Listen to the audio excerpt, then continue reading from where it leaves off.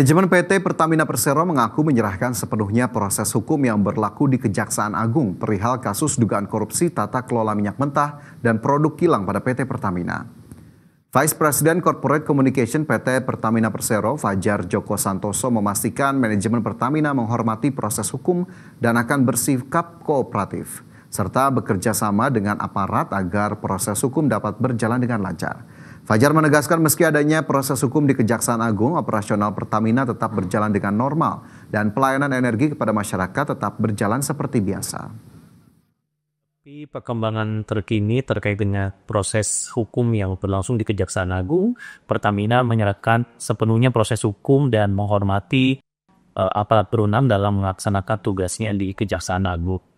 Pertamina juga memastikan dan akan terus bersikap kooperatif dan bekerja sama dengan aparat berwenang dan berharap proses hukum dapat berjalan dengan lancar.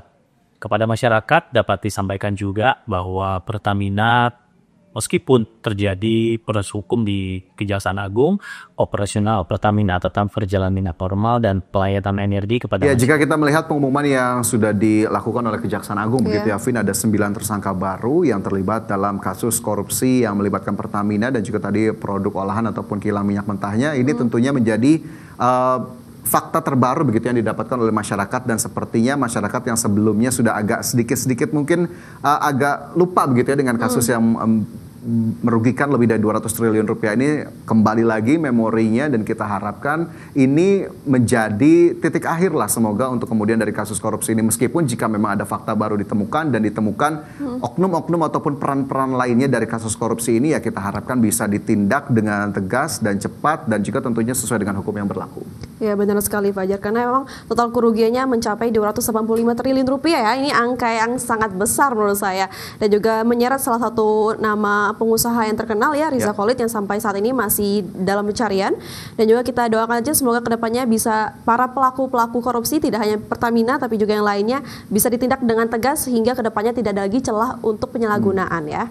Pemirsa, Kejaksaan Agung menetapkan 9 tersangka baru dalam kasus dugaan korupsi tata kelola minyak mentah dan produk kilang pada PT Pertamina Subholding dan kontraktor kontrak kerjasama tahun 2018 hingga 2023. Satu dari 9 tersangka yakni Muhammad Riza Khalid, Beneficial Owners PT Tangki Merak dan PT Orbit Terminal Merak.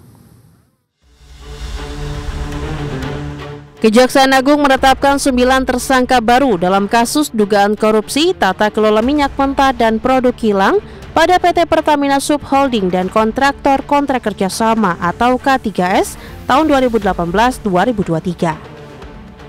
Dari 9 tersangka baru yang ditetapkan, 6 diantaranya merupakan pejabat Pertamina. VP Supply dan Distribusi PT Pertamina Persero tahun 2011-2015 Alfian Nasution. Direktur Pemasaran dan Niaga PT Pertamina Persero tahun 2014 Hanung Budia Yuktianta. VP Intermediate Supply PT Pertamina Persero tahun 2017-2018 Toto Nugroho. VP Product Trading ESG Pertamina tahun 2019-2020 Dwi Sudarsono, dan Direktur Gas Petrokimia dan Bisnis Baru PT Pertamina International Shipping Arif Sukmara. Sementara 3 tersangka lainnya merupakan pihak swasta, yakni Business Development Manager PT Mahameru Kencana Abadi Indra Putra Harsono, Beneficial Owner PT Tangki Merak dan PT Orbit Terminal Merak Muhammad Riza Khalid, dan Business Development Manager PT Trafigura tahun 2019-2021 Martin Hendranata. Kejagung mengungkap total kerugian kasus korupsi tata kelola minyak mentah dan produk kilang pada PT Pertamina Subholding dan kontraktor kontrak kerjasama atau K3S tahun 2018-2023 mencapai 285 triliun rupiah. Dari Jakarta, Tim Liputan, IDEX Channel. Terima kasih Anda masih bersama kami. Pemirsa, Kejaksaan Agung terus mengusut kasus dugaan korupsi tata kelola minyak mentah dan produk kilang pada PT Pertamina. Ya, selain menetapkan 9 tersangka baru, Kejagung menyebut total kerugian kasus korupsi Pertamina mencapai 285 triliun rupiah. Kejaksaan Agung terus mengusut kasus dugaan korupsi tata kelola minyak mentah dan produk kilang pada PT Pertamina. Kejagung mengungkap total kerugian kasus korupsi tersebut mencapai 285 triliun rupiah. Dalam keterangan persnya, Direktur Penyidikan pada Jampitdus Kejagung, Abdul Kohar menyebut, total kerugian kasus dugaan korupsi tata kelola minyak mentah dan produk kilang pada PT Pertamina bertambah dari angka yang sebelumnya diumumkan Kejagung sebesar 193,7 triliun rupiah. Bahwa kerugian perekonomian negara dan keuangan negara berdasarkan hasil penghitungan yang sudah pasti dan nyata jumlahnya, ya, itu totalnya 285 triliun 17 miliar 731 juta 964.389 rupiah. Ini terjadi dari dua komponen. Yang pertama kerugian keuangan negara, yang kedua adalah kerugian perekonomian negara.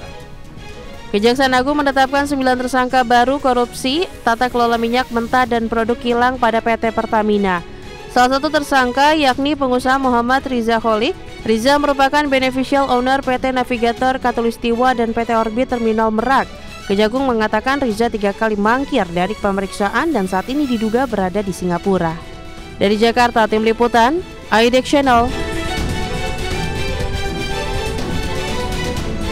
Baik pemirsa, kita bisa beralih ke informasi lainnya di mana Gubernur Jawa Timur Hovifah Indar Parawansa diperiksa KPK. Hovifah diperiksa sebagai saksi dalam kasus dugaan korupsi pengurusan dana hibah kelompok masyarakat atau POKMAS tahun 2022.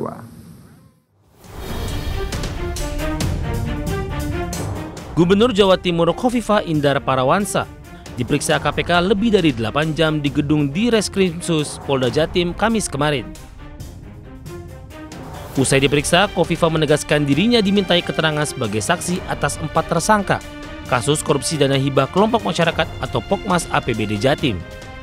Keempat tersangka yang dimaksud yakni Kusnadi, Anwar Sadat, Ahmad Iskandar, dan Bagus Wahyudiono dari mantan staf Sekwan DPRD Jatim.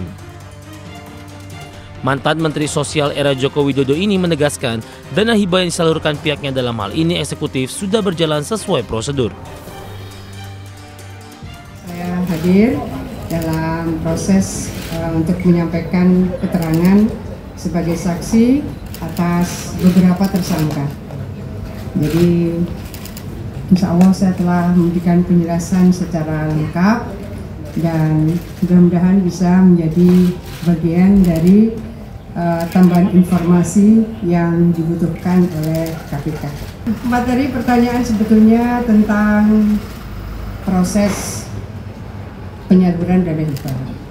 Saya ingin menyampaikan bahwa semua proses penyaluran dana hibah oleh Pemprov sudah sesuai dengan prosedur. Sebelumnya, KPK telah menetapkan 21 orang tersangka dalam kasus dugaan korupsi dana hibah Jawa Timur. 17 orang diantaranya ditetapkan sebagai tersangka penerima suap, sedangkan 4 tersangka lainnya merupakan pemberi suap. Tim Liputan IDX Channel.